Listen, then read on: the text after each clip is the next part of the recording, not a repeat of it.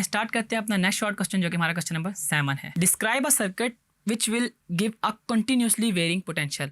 अब हमने एक सर्किट ड्रॉ करना है जो हमारे पास वेरिंग पोटेंशियल को जनरेट कर रहा है। यूजुअली हमारे पास जो सर्किट होते हैं वो एक कांस्टेंट, क्योंकि हम बैटरी सोर्स लगा देते हैं और बैटरी जो है वो हमारे पास एक कांस्टेंट सोर्स है वोल्टेज का। तो हमने एक ऐसा सर्किट ड्रॉ करना है जिसमें हमारे पास चेंज हो रहा हो, तो वो हमारे पास है पोटेंशियल डिवाइडर।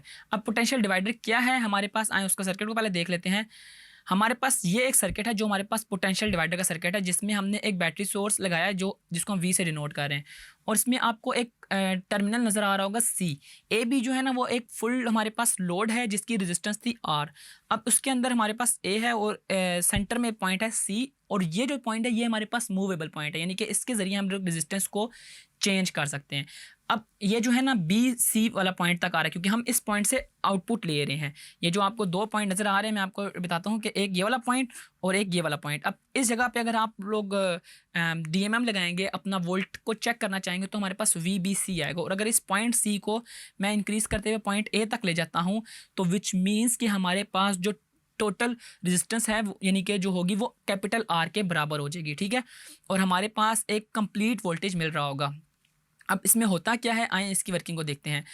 करंट जो हमारे पास वायर में से गुजर रहा है ना, वो हमारे पास V/R के इक्वल है। आपको ये चीज़ पता है, ये हमने ओहम्स लॉ में पढ़ी थी। इसके अलावा जो टर्मिनल सी है वो हमारे पास AB के ऊपर स्लाइड कर रहा था, जैसा कि मैंने आपको बताया, और वो 0 से लेकर कैपिटल R तक जा रहा था जब उस पॉइंट को मैं A तक ले जाऊँ। अब होता है कि जो रेजिस्टेंस BC के दरमियान है उसको मैं RBC से डिनोट कर रहा हूँ, कैपिटल R और उसके नीचे हमने स्मॉल BC लिख दिया, जो हमारे पास कैपिटल R को और RBC को एक दूसरे से डिस्टिंग्विश कर रहा है।